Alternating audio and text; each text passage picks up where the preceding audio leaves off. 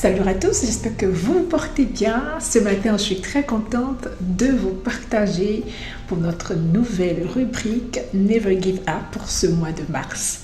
Du coup, nous allons parler, comme je l'ai dit tantôt en début de semaine, de comment rester focus sur sa mission. Ah oui, sa mission de vie. Certainement, tu vas te poser la question de savoir, déjà, je ne sais pas quelle est ma mission. Mais je finis avec ça et tu pourras me poser la question. Nous savons tous dans ce monde que nous sommes challengés.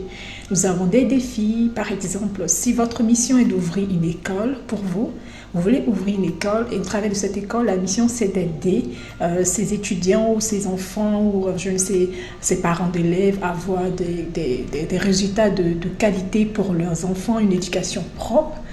Et pour cela, vous posez la question de savoir mais comment être sur ce que je veux, comment rester sur la voie, parce que souvent, voilà, vous avez des difficultés au niveau financier, au niveau même humain, au niveau matériel.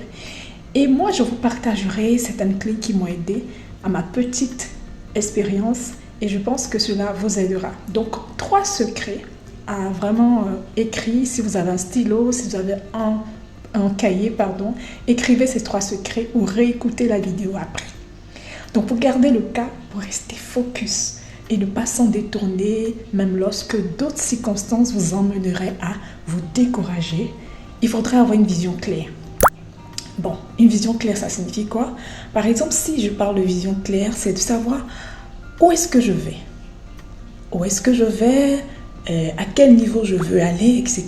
Donc, vous savez peut-être en 10 à 20 ans ou même à court terme ou à moyen terme, à long terme, ce que vous voulez. Donc, comme j'ai pris le cas de celui qui veut construire l'école en question, les objectifs peut-être qu'il doit se fixer sont des objectifs SMART. Par exemple, SMART, ça peut être spécifique, mesurable, atteignable, réalisable et temporel. Donc, spécifique, il faut qu'il y ait en fait une précision. Ne donnez pas un objectif, voilà, comme ça, donc rapidement pour ne pas être longue. Et ensuite, il faudra aussi développer une stratégie pour s'organiser, par exemple.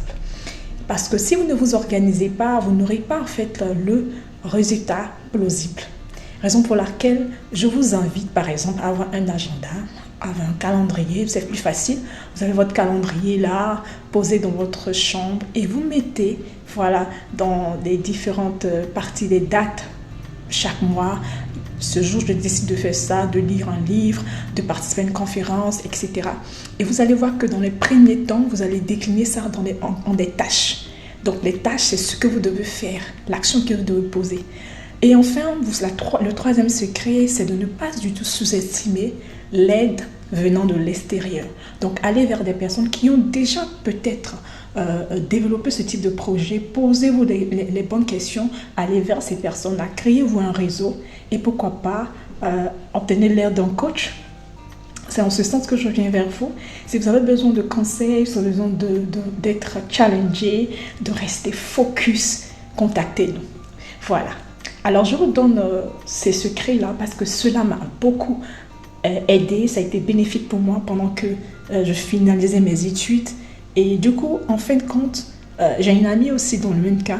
Nous avons essayé de faire ce que nous vous partageons. Et aujourd'hui, nous avons obtenu notre diplôme. C'était beaucoup challengeant, c'était pas facile. Il y a beaucoup d'aléas, beaucoup de changements.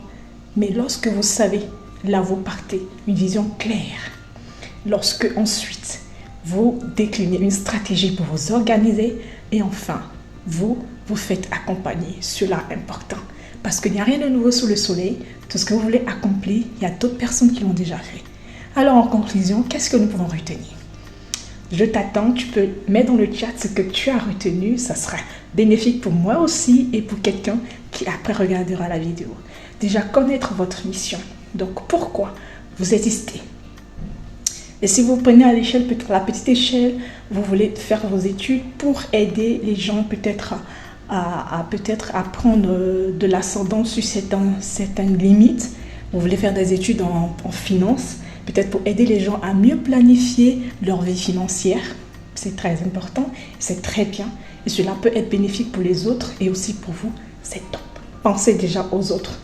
Et ensuite, avoir une stratégie, par exemple, pour vous organiser, et un calendrier, écrivez.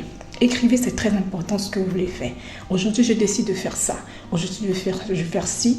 Demain, je fais ça. Et faites un bilan à mi-parcours. Et enfin, faites-vous suivre, accompagnez et surtout, ayez confiance en vous et laissez la chance venir vers vous. N'essayez pas de vous brutaliser, d'avoir mal. Non, pourquoi j'ai pas pu faire ci? Tant que vous arrivez à faire une chose par jour, cela est déjà bon.